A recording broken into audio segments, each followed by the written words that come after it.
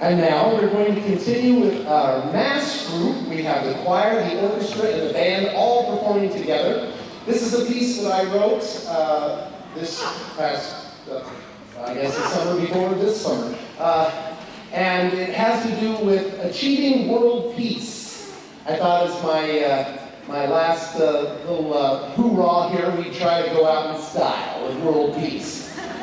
Something that you may not know, and we may have some alumni here that were in the very first time I ever wrote a piece for the middle school, which is now the 9th grade center. The middle school band. I used the melody that I wrote for that piece to create this piece. So it's kind of the bookends, you know.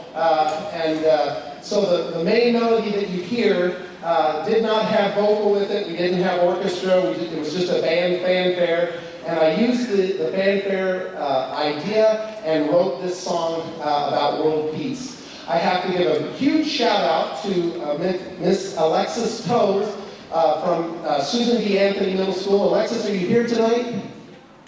Are you here? Well, Alexis suffered a concussion, and she couldn't play her tuba for a while. And I said, you know, Alexis, you're really good at the arts and good at acting and stuff. Could you write us a little story to go along with this piece? And she did, and wow, howdy, did she write a great, great piece. So most of the text that you hear that is not with music accompanying it is all Alexis Toes. So a round of applause for Alexis Toes.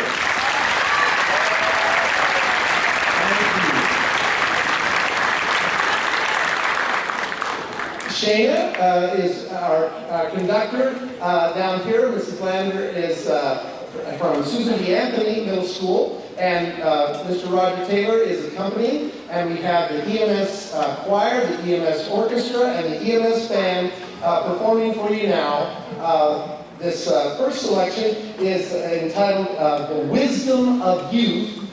And then we'll have just a short break to make sure that the timpani are in tune, and then we'll play the song that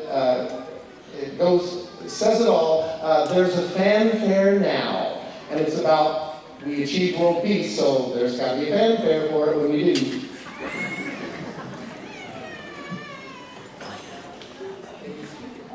He's my grandson.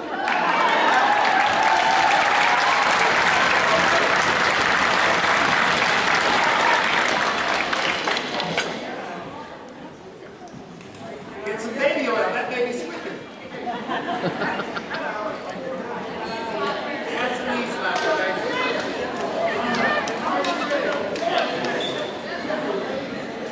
Choir, ready?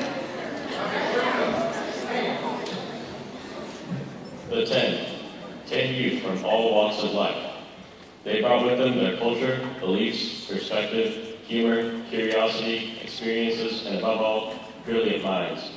Though they had minimal time on earth, their minds still held notions of how the world could be restored from centuries of malice. Irked by the many generations of adults expecting change but never taking action, they developed a mindset. They were going to show the world that it was the youth's turn now. They knew it would be unattainable if they attempted to speed as individuals, so they could be. Together, they were ready to act. Once trust was established and assured, they began to converse as to how we could achieve peace, world peace. Yes, their ideas of how we could overcome the seemingly insurmountable hate varied, but they shared a common trajectory. Many people would say they wanted peace, but these 10 knew we needed peace. They knew people's lives were being negatively affected simply for the color of their skin, for wanting to love, for simply being born. They knew people would have difficulty changing who they were, but they also knew that people were not born filled with hate.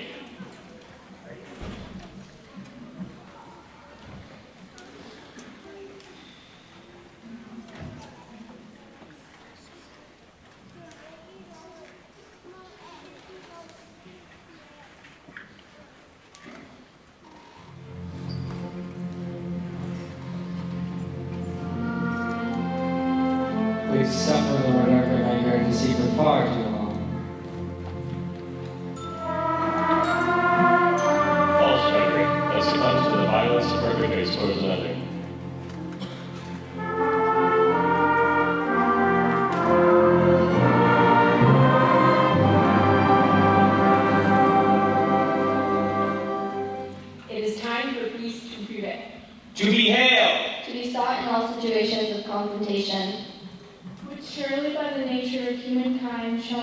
always arise.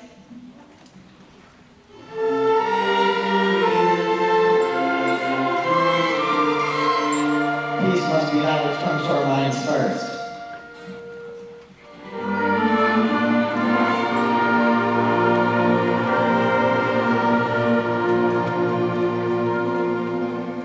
That we might have peace as our goal, rather than condition, strife, or knowledge for the public.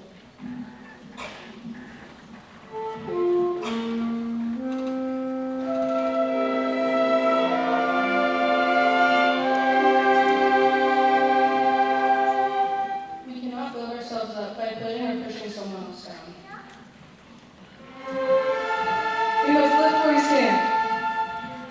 And then have courage and humility to allow another to lift us up from where we stand.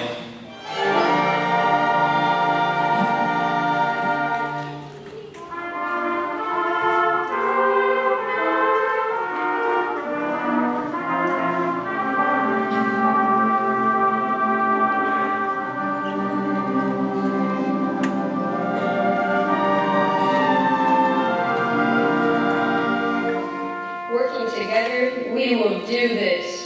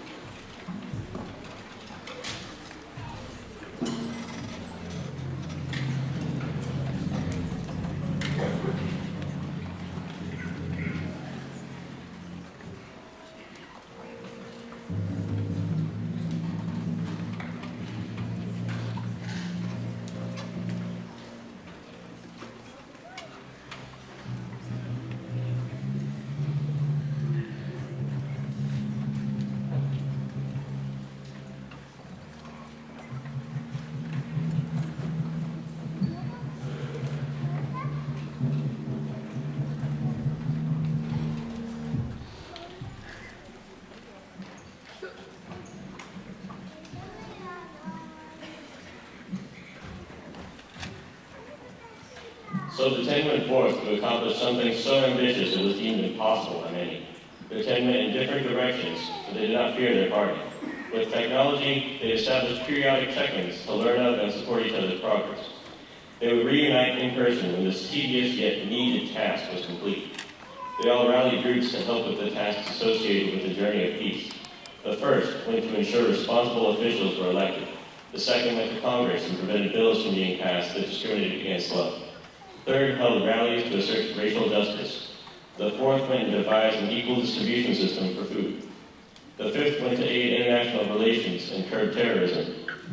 The sixth went to help establish equal employment that would diminish the pay gap. The seventh met with world leaders to liquidate war, violence, and crime.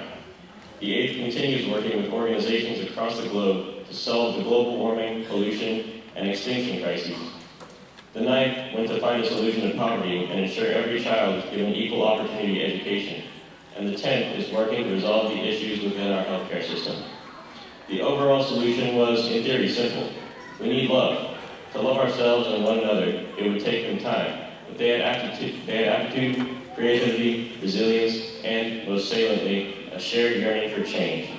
They overcame oppression, hostility, loss, pain, and threats, but through those times they had people who cared so deeply about them. And they all knew in the darkest times, the only way to find light is not to lie down and hope for it to come, but rather to persevere until you are basking in its warm rays. Finally, it was accomplished, and they'd done it. Against all odds, 10 young adults, someone's sons and daughters, sisters and brothers, had changed the world. They'd achieved world peace. People could live and love freely. They could walk the streets without fearing for their safety. Previously endangered species could thrive. No child would go hungry or not have an education.